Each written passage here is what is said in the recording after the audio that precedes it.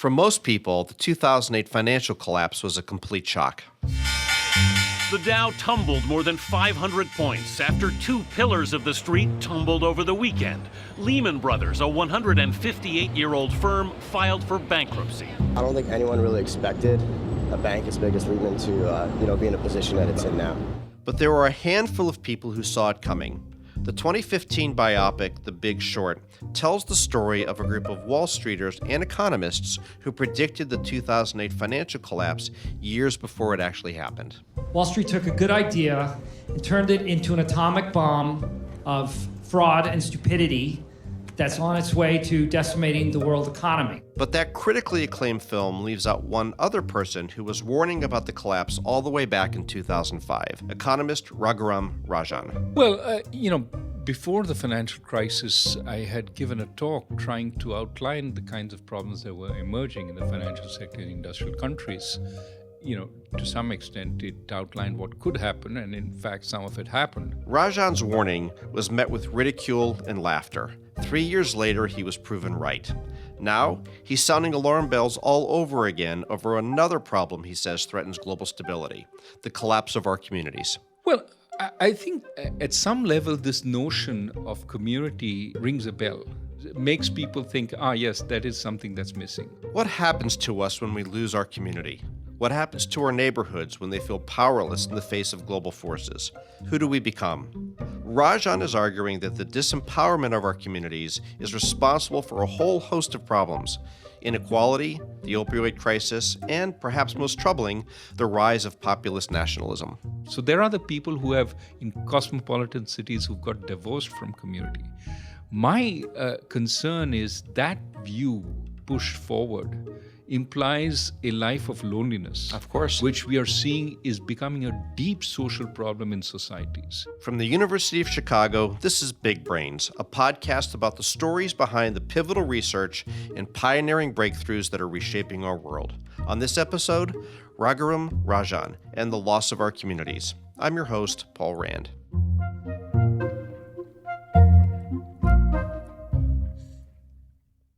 As one of the world's leading economists, Raghuram Rajan has always focused on finding real-world solutions to the problems that hold our societies back. He says this drive was instilled in him at an early age growing up in India. Well, as a young lad growing up in a poor country, you always ask the question, why are we so poor? And I'd come after a number of years in Europe, while my father was a diplomat. I'd come back to India. So one of the obvious conclusions is, look, the people around here are pretty similar to the people I saw around there. And so why is it that we're doing so awfully? And so part of my early life's questions was, how do we actually get better? What's the kind of system that we should take up? And of course... What age do you remember having that thought first? Well, 13, 14, 15. Okay, it's you're pretty sort of young. in school and you're looking around and you're sort of saying, what do I want to become? And somebody told me about this fantastic field, economics. And because I was mathematically inclined, they talked about econometrics. And I thought all the answers would be there. And of course, you start off initially in any kind of profession. You want to be a dreamer. And for dreamers, I think having these superstars in a profession is very useful. Absolutely. Because everybody sees them. I want to be like Mike. Right. Well, for me, it was I want to be like Keynes. Okay. John Maynard Keynes was obviously a great economist. Some of his friends called him Mike, I heard. Absolutely. And, reading about him, I didn't know anything about his work, but it seemed like, being an economist might be a fun thing, but also if you can help solve some of these problems. So that's how I got into economics. Just like his childhood dream, Rajan has become a superstar economist. He was a professor of finance at the University of Chicago until 2003, when he was appointed chief economist at the International Monetary Fund. While the downside risks have increased, global growth is still robustly above trend. Then in 2013, he became the governor of the Reserve Bank of India. Raghuram Rajan has taken over as the governor of the Reserve Bank of India. At 50, Mr. Rajan will be among the youngest to occupy the high office at Mint Street in Mumbai, where he takes over from D. Subbarao. And of course, he became most famous for warning about the financial collapse years before it happened. Now, Rajan has returned to his professorship here at the University of Chicago, and he's written a new book. It's called The Third Pillar, and it warns of another global crisis. But before we can get to that, we need to understand the answer to one basic question. What are the three pillars? Two of the pillars are the ones we've talked about throughout the 20th century, the markets and the state. So can I ask you, when you say the state, what do you mean by the state? By the state, I mean the usual sort of elements of the state, the judiciary, the legislature, the executive, but typically I also mean the central government, the entity that is running the country in a sense, and all its arms. By the markets, I mean the usual goods markets, labor markets, stock markets. So one is political, one is economic, and the last one you'll call societal or that you'll use as community. Right. And finally, by the community, I imply the neighborhood. Now, of course, there are different notions of community. You can have your professional community, you can have your religious community. But I think even today, what is most important in the lives of most people on earth is the neighborhood, the village they grow up in, the municipality, the ward. Most 70% of people in the United Kingdom identify with that as their primary source of identity. And so when you think, and I think you're getting to this point, but when you think about community, why is that so important to people? And what do they look for out of that community? And what do they feel when it starts breaking down? Well, as an economist, you think of the community as basically the place where people get capabilities. Remember, you're not born into the market economy. You enter many of these markets when you're a fully formed adult. So something is helping you grow into it. For example, your early schooling. And your early schooling and your success at that is determined by a number of things. What kinds of food you got as a child, what kinds of values you acquired as a child, what kind of discipline, what kind of determination. So the people around you and your early childhood matters tremendously in how well your life chances develop. Rajan didn't call his book The Three Pillars. He specifically named it The Third Pillar. That's because he's really concerned with the community, or the lack of community. He argues that in order to have stability in our world, the state, the markets, and the community need to maintain a careful equilibrium. But Rajan says that over the years, we've taken more power away from our cities, counties, and neighborhoods, creating a dangerous imbalance amongst the pillars that's responsible for many of the issues in our world. Over time, the state has also grown with the markets and taken away power from the community. And this is something people don't recognize as much. That is, as markets expand and integrate across the nation, players in the markets, the corporations, want common rules. Over time, what happens is the central government gets more and more power to regulate, to determine what happens here, what happens there. Often they call to step in when there are nationwide calamities with things like social security, measures that protect individual workers, workplace regulation. In an attempt to get uniformity across the country, we tend to draw everything into the center. And now, because corporations work across the world, it's not just national government, but some kind of a meta-international government, which is essentially taking over all this. And what has been happening as a result of the technological revolution is we've got really powerful markets now spanning the whole globe. But at the same time, that means we have a lot more competition. We have also got a process of automation, which eliminates both competition and automation together, eliminate the routine jobs, both in manufacturing and services, leaving either very low-skilled jobs. For example, the guy at Amazon in the warehouse with that voice in his ear telling him what to pick up next to put together in the package that he sends you. That's one. Or you have very high-skilled jobs. For example, that McKinsey consultant who now spans the globe because, there's demand for McKinsey services anywhere in the world. But there's a world of difference between these two, which is skills and education. If you have that super MBA, maybe even a PhD, you get into McKinsey. If you have a high school degree and you've just been laid off by that manufacturing firm which used to employ you, and there's no other employer in town, well, you hope and pray that Amazon sets up a warehouse nearby, because Right. that's going to create the jobs, perhaps lower quality than you hope for. But the problem is the people who have those low jobs still aspire to get back into where they were. into good jobs. Sure, of course. exactly. They want to climb back up the social pole. But that the barrier is higher now because it requires more skills, more education, more capabilities. And often the places which are hit, the large employers left down. Now you have, with no jobs, you have social disintegration setting in. Dissolves Substance of the abuse. community. Exactly. The community starts breaking down. Now, Yeah. in a community that's breaking down, the community institutions also break down. The schools are less good, often because the best people leave with their kids. I can move, and I don't want to be held back by this community which is breaking down. I'm going to look for a job elsewhere. The best people leave with taking their kids with them, which leaves a lower quality community in some sense behind. And this is the problem, that across the industrial world, you see the community itself is disintegrating.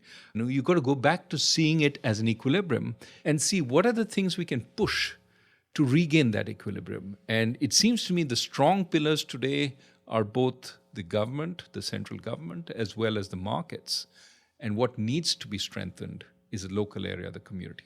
What happens to us and our world when the pillars are imbalanced? That's coming up after the break. Capitalism is the engine of prosperity. Actually, it sows the seeds of its own demise. Could both be right? I'm Kate Waldock from Georgetown University. And I'm Luigi Zingales from the University of Chicago. We're the hosts of Capital Isn't, a podcast about what's working in capitalism today. And most importantly, what isn't. We're going to share this sort of irreverent banter you'd hear between economists at a bar. That is, if economists were to go to a bar. Subscribe to Capital Isn't. You can find us wherever you get your podcasts. Any expert in global affairs will tell you that one of the major concerns in our world today is the rise of populist nationalism. Indeed, since more than 2 decades, right-wing populist parties are on the rise in the European Union. The British people have voted to leave the European Union, and their will must be respected. Around the world, there are some leaders who see an opportunity for political gain by embracing populist stances. You know, they have a word. It sort of became old-fashioned. It's called a nationalist. And I say, really, we're not supposed to use that word. You know what I am? I'm a nationalist, okay? I'm a nationalist. Rajan believes that the rise in populist nationalism poses a massive danger to global stability. So what role does the third pillar, the community, play in all of this? That's a great question. I mean, to some extent, you asked me, what does the community do? On the economic side, it does what we just talked about, build capabilities, and it's failing there. But on the social side, it builds a sense of identity, of solidarity. I'm part of something. I'm part of something. And that's also failing. I don't want to be part of this really declining community. I gain no pride from saying I'm from this hellhole. And therefore, I'm looking for something else to associate myself with. I'm looking for a greater identity. And that's where, certain other kinds of creeds, which offer a more theoretical identity. I'm part of the larger mass of the proletariat in the socialist creed, or I'm part of the nation in the nationalist creed. Those become substitutes for the community. My local community. Okay. And because they are so much more disengaged, amorphous identities, I believe they also anchor you less in the common decency of everyday life. That's what leads to great calamity when you get overly anchored in this imagined community. It can lead to great positive action, but it can also lead to great disaster. Now, the problem with this community doesn't have any necessary anchors holding it together. So the other thing you need to do is point to sort of others who are outside the community and say, you're part of us because you're not them. And so when you think about populist nationalism, it has essentially a couple of features. One, it points to the evil elite who have created the conditions for you to be sort of down under.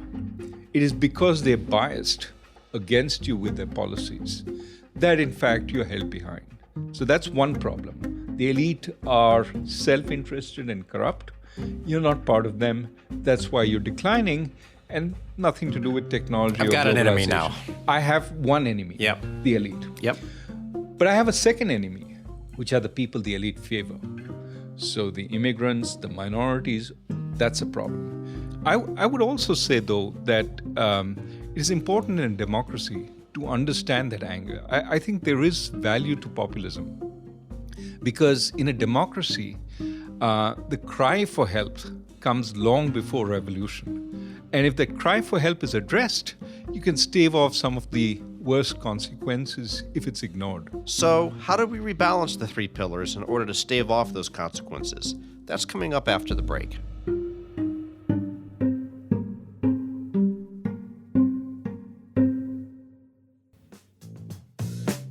If you're listening to Big Brains, there's a good chance you consider yourself a lifelong learner. However, you may not know about the University of Chicago's Graham School and its focus on continuing liberal and professional studies. For more than a century, Graham has been a destination for lifelong learners. They offer courses online and in the classroom, bringing the transformative education UChicago is known for to students of all ages. To learn more about the courses, certificates, and degrees, visit graham.uchicago.edu. Rajan has spent his career looking for solutions to society's problems. His latest concern is that the three pillars, the state, markets, and community, have become imbalanced. Specifically, the community has become significantly weaker. But how do we re-empower the community, and what does that actually look like? Well, I think broadly people are seeing the need for some change, right? But my worry is still the automatic answer seems to be some grand new government program. And I'm not reacting against that, the need for something to be done. But it seems to me that grand government program doesn't recognize the differentiation across areas, that it is not something that would be dreamt up in Washington. Yes, there are some things Washington could do, but a lot of it is about localities figuring out what is appropriate and being supported in doing that. And that requires something that Washington is not prone to do, which is give up some power. Right. Power to the state capital, and from the state capital to the regions or the communities. That's something that we need to think about. We had a version of that in the markets, that to some extent we got to reduce state control over the markets to liberate the markets. Now we need to reduce state control over the state. In a sense, we've got too much centralization. And decentralization, appropriately governed, and that's an important appropriate, will actually help people figure it out. But that figuring out itself is a kind of remedy to this illness, because it gives a sense of engagement. It gives a sense of empowerment to the local community. It gives a sense that I have something to do which will protect me against these forces, or at least I have an active part in defending myself, which then takes you away from pointing the finger at somebody else and say, I'm basically in this mess because of them. Right. And the danger, of course, is if we focus too much on the latter, I'm in this mess because of them or because of the system, then we want revolution. And who knows what revolution brings.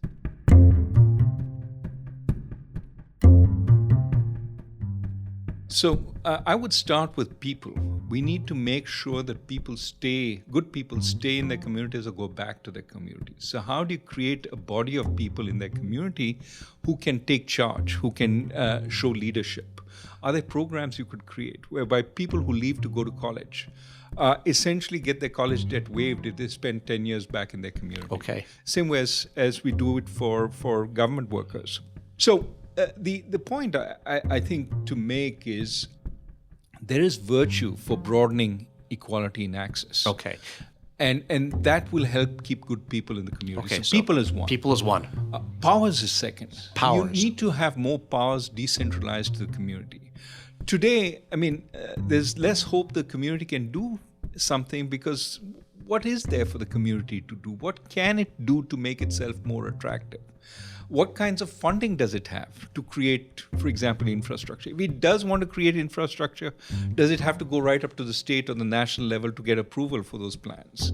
Or does it involve the private sector? How much can it do on its own? How much can an energetic mayor change in terms of school curricula? How much control does he or she have over that? Similarly, what kinds of structures can they build? Sometimes, for example, if you want to bring broadband in, you can't create your own structure to bring it in. You have to rely, in fact, a number of corporations are suing to say you have to use us, you can't do it separately. So, we need to re-examine the powers of the community and strengthen the powers of the community vis-a-vis the state or the national capital. And, of course, vis-a-vis the international. Rajan calls this focus on and empowerment of the community inclusive localism. But of course, not all communities are created equal. If we give power and control back to the localities, what's to stop repressive or intolerant communities from giving in to their own worst impulses? The worry about localism, however, is an old worry. In the US, states' rights have often stood for some form of segregation, some form of apartheid. And the worry is that if we allow for this kind of local empowerment, because the center has always been more liberal than the local, we will return to segregated communities. And that kind of segregation creates that unlevel playing field, which becomes deeply problematic. So, in my view, by all means, decentralize powers as much as you can to the community. But don't decentralize the power to segregate. By all means, let people choose who they want to live with. But I am saying prevent discrimination based on all the things that we have laws against, because you want open communities, open to the flow of people. It may still be that all the Indians live together and all the Poles live together and all the different religions live together. But over time, the fact that you're not segregated by high walls means that you will cross those boundaries and you will become more mixed over time. That's the history of certainly the United States, the melting pot, so to speak. It didn't start out as a melting pot. It starts out as different neighborhoods, and eventually those neighborhoods become more mingled. Exactly. Right.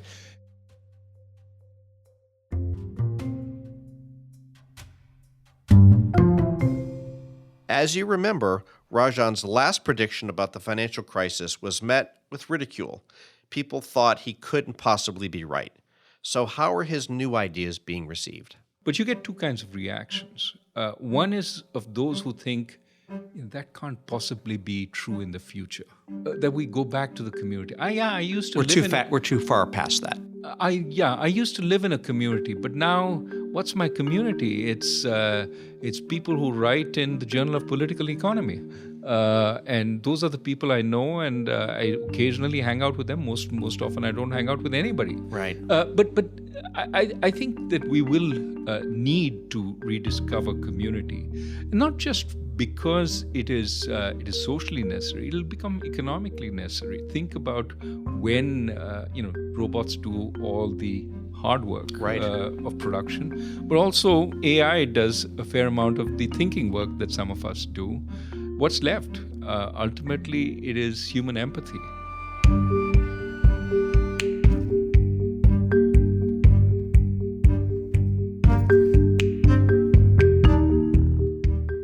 Big Brains is a production of the UChicago podcast network. If you like what you heard, please give us a review and a rating. Our show is hosted by Paul M. Rand and produced by me, Matt Hodap. Thanks for listening.